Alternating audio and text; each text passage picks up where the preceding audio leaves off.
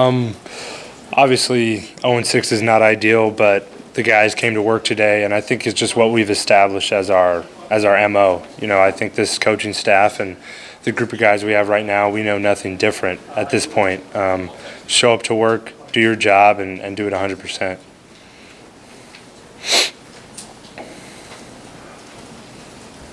What plays do you feel like are working the best for your offense right now? This stuff's actually going pretty well. Yeah, you know, I think our plays complement each other. When our inside zone stuff like that's working, then our play action pass will work, our drop back, everything works. You know, when we get going, when we use our tempo, and I think you guys have seen that. When we get rolling, I think everything's going. It's hard for a defense to get set up and adjust. Is there a play in that box you really like, something that you guys kind of have figured out? I couldn't point to one thing. You know, on each given play, you know, I could have the option to throw it out. I could have the option to hand it off. It just depends. You know, I have a lot of free reign sometimes to make a certain decision. So it doesn't really matter what the defense is doing. I think it's more about us. Since I rather learn lessons through rain, is there something from now that the immediacy of the velocity passing you can take from the first 50 or 55 minutes and carry forward in the second half here? Yeah, of course, there's always a few plays I'd like to have back, like the interception or, you know, a certain pivotal down that could have changed things for us. But for the most part, I thought offensively we were playing pretty well. We obviously got off to a good start. There's always things I'd like to change for sure. Adrian, what do you guys as players and what do coaches do to, I guess, fight off that idea that people can get used to losing? How do you guys keep that edge? You know, that's definitely a tough one. I think it's just believing in each other, having confidence, despite our 0-6 start, just falling back in our hard work, knowing that it wasn't for nothing, and that we have the capability to win games and play well. Is there such thing as getting used to losing? Probably, yeah, I believe so. I think it's more that thing where you're late in a game and it's tight or whatever, and just believing that we're going to win this because this is what we do, as opposed to maybe getting used to losing, having that feeling of doubt. In my mind, I always believe we're going to win, regardless of who we're playing, what time it is in the game. You know, I don't lose that faith, and I believe a lot of us are the same way. Adrian, what's the advantage of when it's 4th and 1, being in the shotgun rather than being under the center? Which would you prefer? I mean, we run shotgun, so I prefer shotgun. In my opinion, I don't think it really makes that much of a difference. The running back's kind of at the same depth. There's obviously more of a threat for me to keep the ball as well, so it keeps the defense honest.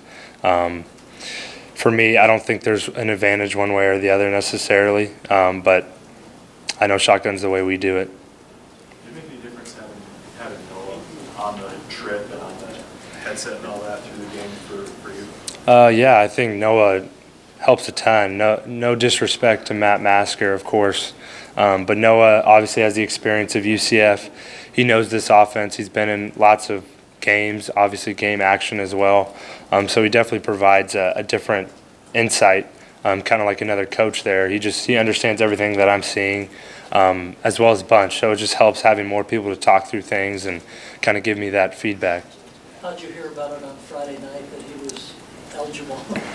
Yeah, you know, it was kind of a tough situation. Obviously, they sent Matt back home and they brought Noah on the trip, and you know, it was nice to see him. Kind of odd because we haven't seen him all year at away games. So it was good though. It was good having him on the sideline. How did Matt respond to that? I mean, a lot of guys. I mean, I guess his parents were going out to the game, and it's like, hey, I'm heading back now. Yeah, you know, Matt's a great guy, and he handled it so well. Honestly, we laughed about it, just kind of how crazy a situation it was.